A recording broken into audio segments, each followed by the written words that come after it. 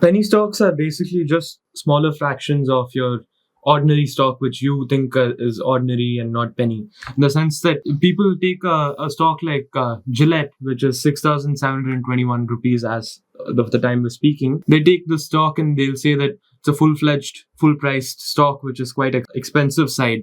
But again, then you have to look at the book value and the earnings which are associated with the stock at this price. For example, the book value for Gillette is $316, and your PE is 56, which is quite on the high side. But regardless, you have a book value of 316 rupees for the 6,721 rupees stock. But if you look at a penny stock, one issue of this penny stock will have a book value which is corresponding to whatever the price is, in the sense that if you shrink Gillette to a penny stock and you say 6,721 divided by 1,000, which will then go to about 6.71 rupees, and your book value will also shrink by that margin. That is, if you shrink 321 by 1,000, you'll get 0.321 as your book value. So the idea is that a penny stock isn't magically giving you this huge amount of book value compared to just a small price. That's not how penny stocks work. It's just simple mathematics or arithmetic where the stock itself is shrunk down into a smaller fraction, albeit its assets are also shrunk down to that same fraction. So you're not making some killing by buying a penny stock. This is a great example. Reliance Power. See the trade volume here. Yeah. And see what happens to the price. Right. So if you guys open up Reliance Power's chart according to trade volume and price, you'll see that January 3rd, 2024, when the trade volume spikes, you'll end up seeing prices also sort of move accordingly. Yeah. And yes, this is human behavior, human sentiments, where we end up placing too much emphasis on a certain effect and we trade a little too much or give a little too much in terms of price or undervalue too much. And this happens a lot. But that being said, this is very unreliable. There's no systematic formula to make money on penny stocks, and there's no established sort of rationale to why something works with penny stocks and why something doesn't work with penny stocks. And I don't think as investors, you guys should be concerned about making, predictions on how human behavior works, because yes, on a larger scale, you care about the company and you want to do long-term investing, but in the short run, you can't predict things like this. And if you are able to consistently predict it, then hats off to you, because I don't see how this is sustainable or how this is a long-term strategy for investing. And I'd say that you're better off spending that time in your job or in your profession or picking up a new skill and investing on the side, because you don't want to waste your time trying to predict these things. No, just purely gambling. Yeah. For this Reliance Power, is a great penny stock that way.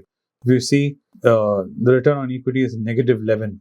Okay. And if you look at the profit, it's all been negative since March, quarters after quarter, it's all negative.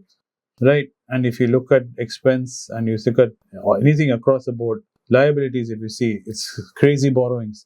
And there's nothing worthwhile about stock. And if you see the book value, you can argue saying the price is below book value. But book value is nothing in this company.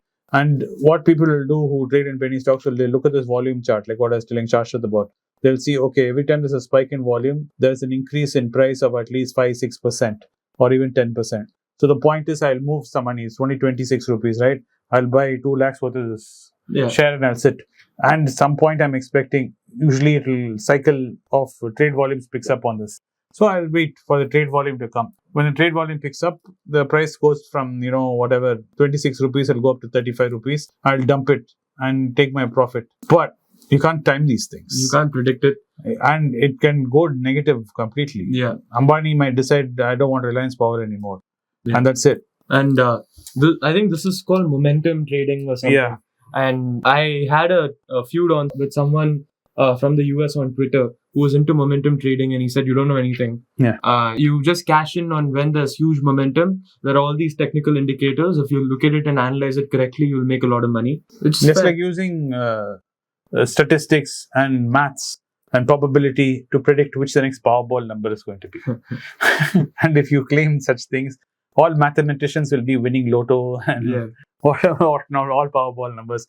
And all mathematicians will be great stock market traders. and seeing momentums and making a crap load of money. But any mathematician in the past who's been worth his The salt Yeah. have all become value investors. They do invest, they do make money, they do killings, but it's through value investing. Even Naslim Taleb. Yeah. And value investing can also be, it comes in different forms. And mathematicians, the thing with mathematicians is that most of them never get into the market. And when they do quite well. Mathematicians can be great investors in the sense that they have the analytical mind for it. But when it comes to the other characteristics of investing, it's a case-by-case thing. Correct. And mathematics can only finally to help you analyze the numbers, to read the numbers better, to see the statistics and see if it's undervalued. If the market is looking at a company wrong, that, if it's overvalued or undervalued. If you feel it's overvalued, then you can bet against the company. Yeah. Which a lot of big investors do, mathematician investors do. They feel a certain company market is overvalued, it doesn't deserve this kind of pricing. Then they expect the price to crack and they keep betting against the market. And when it corrects, they make a killing. We don't advise you to do that, nor do we do that. But that said, none of us, especially most of our viewers and us who watch this video and consume this, are in this realm. We're not math nerds, we're not sorcerers, and we're definitely not into gambling. We work very hard to earn the little money we have to invest. Last thing you want to see it is evaporate. And general thumb of rule is, if you see some price movement looking crazy, that means there's something wrong there, don't do it. And you're better off if you want to sort of burn your hands, might as well buy yourself a new phone for this money. If you're going to sink it somewhere, sink it. Be happy doing. There's an old saying: a fool and a money will be parted soon, but think of all the fun he has. So do that at least. Have the fun. If you decide to part with your money like a fool, at least have fun doing it.